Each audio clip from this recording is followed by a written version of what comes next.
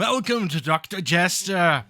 Mine's the salt. Yeah, it has been 4 years of work, and now it's the good type of work.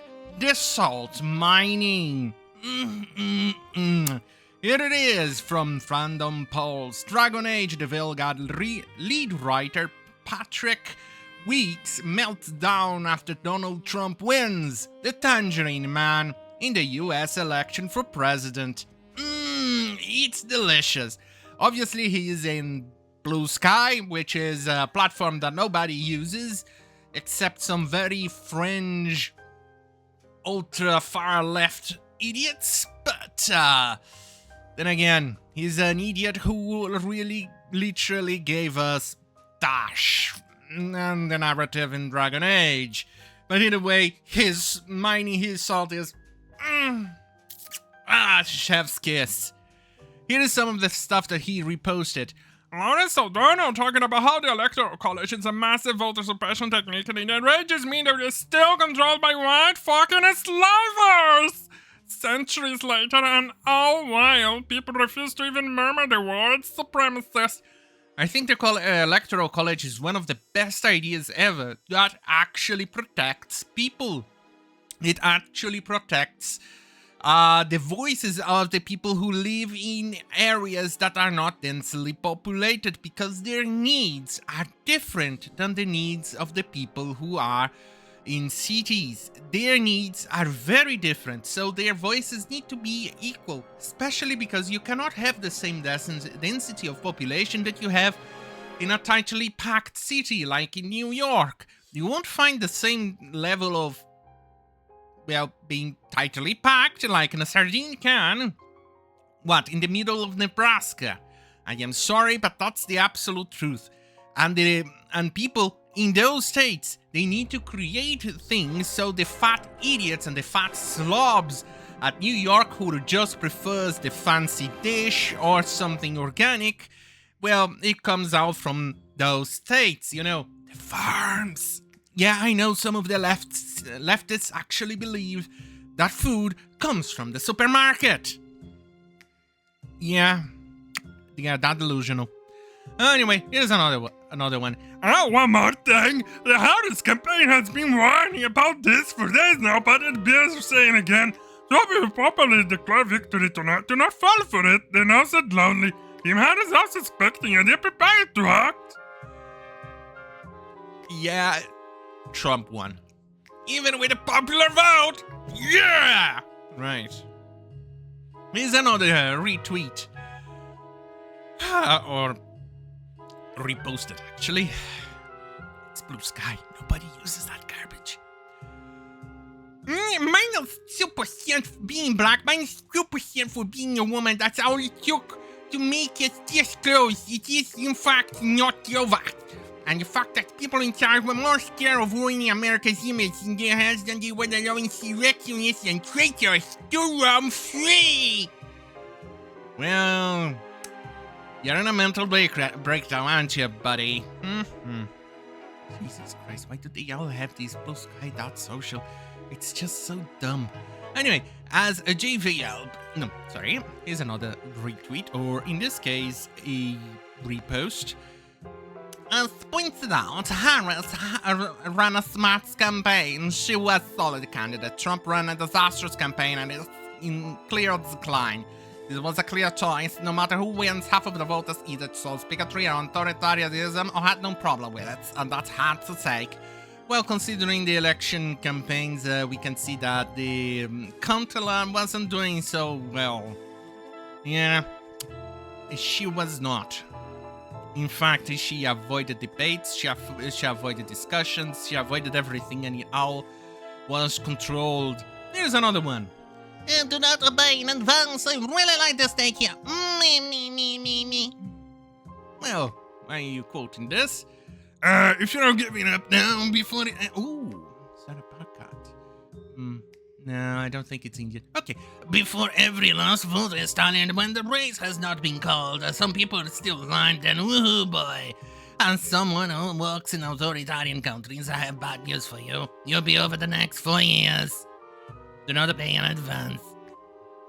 Yeah, I live in one as well, and America is not authoritarian, despite the best attempts by the Democrats. But before I continue, and before I go even further into the jokes that it is, here is a trailer.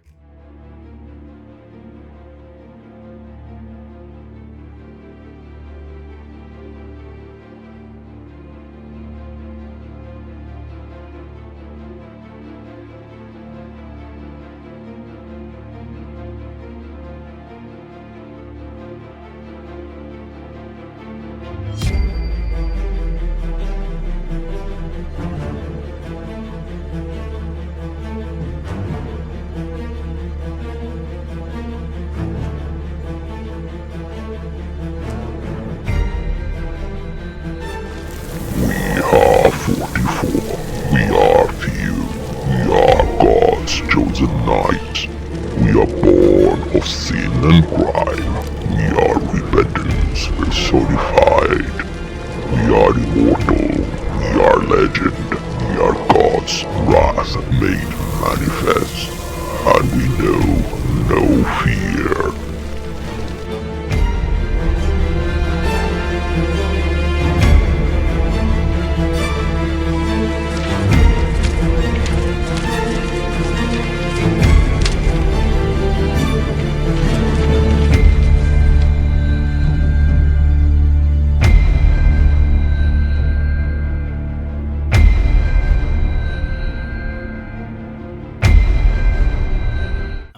Baby, yeah. Now for more salt. I think you remember this, a special little shit flake over here. She wrote one of the dumbest articles about Gamergate 2 ever written from The Verge, and her salt, well, it's one single tweet because she's been pretty much missing, but it's salty. It's begun. I can't do this! And people are, well, at bottom and, well, showing some certain support. Here's one that is funny. No. This deserves a proper voice. My anxiety's through the roof right now. I'm going to try to do some light gaming as we won't know anything until tonight anyway. I wonder how this person is coping with the tangerine victory. Tangerines, man. Tangerines. Tangerines for the win. Right, now let's go to the next one. And this one is from Alyssa Mercanti. And it's absolutely as funny as you'll expect. This one is definitely not taking it very well. Right, here it is. We knew more than half the country has brainworms and black hearts, but they want to remind us. Melanie Mac, I mean, there are quite a few things that I disagree with her take, with what she says and her takes. But this ain't one of them. And the more so is the, well, threat that allegedly this woman said. It is what she said at the very bottom. We're even going to zoom in so you can see. But New York, and say that to my face, BB girl. Yeah, I don't know if that's a good thing for you to be saying that, and I honestly, based on what you said in a certain video, and then walking away and throwing a temper tantrum later on, it just doesn't look that good. Let me just go right ahead. You know, she's a little bit busy trying to sue Smash JT for saying facts, but then again, here's another one. I fear the young men in this country are going to get much, much worse. And then she quotes a guy who is known to, well, invite terrorists and other bad people on his channel. And he's a filthy fucking rich motherfucker who tries to portray himself as some of the people person. He's definitely nothing like Trump. Trump may be rich, but at least you can see he really doesn't give a shit. And he really is connected to the, well, normal Jane and Joe out there. But Hassan here, no. That guy is a socialist, a caviar socialist. Through and through. Right, another little, nugget. Yes, the increased vitriol you saw online over the last few months was an indicator, yes, they once again borrowed a playbook from reactionary, angry, perpetually online men. We are a stupid country. Whee! Yeah. She's not coping very well, and quite honestly, it's epic. I wonder if she cried. If she did, please post a video. We definitely need to save it for posterity. I'm telling you, it's just for posterity, nothing more. The Dems have to move much further left to win shits. Stop trying to lead your way to the top when the right is going more insane by the minute. No. The right has basically stayed the same. In fact, most of the right are what you would have called left. Today is 2024. 20 years ago. Yeah, I was considered left. Even most of my values right now, yeah. But the left has moved so far to the left that I am now right-wing. Even though my opinions haven't changed. I'm still in favor of abortions, but only for, a month? Tops? Maybe a little bit more than a month, but that's about it. I value, or I think it's okay for the alphabet to marry between themselves, have the same rights as you and me, and all of that. But not supremacy. But somehow having those ideas, right wing. Off to jail with you. Off to jail. Believing that people are equal regardless of gender and race. Right wing. Off to jail with you. Right, straight to jail. Straight to jail. Yeah, definitely not coping very well. There were more games journalists out there, but unfortunately, some of them have privated their Twitter accounts, and that makes it a little bit more difficult to go through. But here is a bonus that I like to point out, because we all know how the left try to sell themselves as tolerant and not racist at all. Here we have from Reddit. I don't think I can actually read some of these things here, so I'm just going to leave it on the screen and you can actually see how the left views the Latinos and how they view us. And I'm gonna be honest with you, I knew how they would react. I knew this. I was telling people, the left is not your friend. The left is just pretending to be. They are the real racists. They are just projecting. Bada-boom. Bippity-boppity-boo. Here is the evidence. You're done reading. Because it's a doozy. It's a doozy. But the salt is still coming. It is more salt. And this one is actually funny too. I think leaving Texas just moved way up my priority list. Also, what the fuck do we do even do now? I find it really hard to believe this is even happening. What the fuck is wrong with us? Are you really this fucking stupid? And this guy here is even the best one. The Biden-Harris administration have left a stellar economy for Trump to inherit. No, Trump left a stellar economy despite the recessions and all this stuff caused by a certain virus. Record employment figures. Also no. GDP, oil and gas production. Yeah, also no. You remember how much you guys tried to stop the oil and gas production in the US? How much Kamala said she wouldn't ban fracking and Biden too, and well, guess what happened? Yeah. Business investment and multiple stock market highs. Not as high as you would expect, and the inflation is going through the roof, and people are not being able to afford anything else. In fact, I know I live in a fucking socialist nightmare. Still, the US is still more affordable than the shithole I live in. And I need to be careful when I go out on the streets, otherwise I'm gonna get robbed.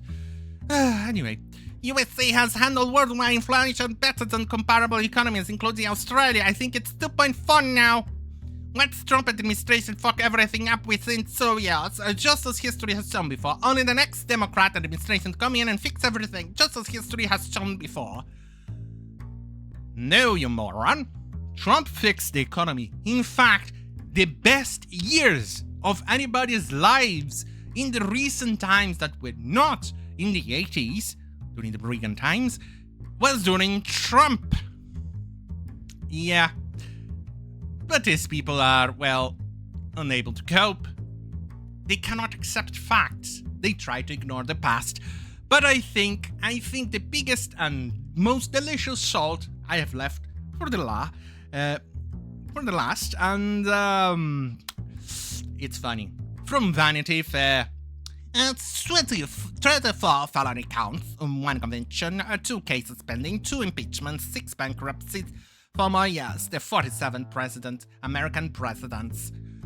Well, I can already tell you all the felonies and convictions, etc. here are called lawfare, and they are based on pure, sheer, unadulterated lies.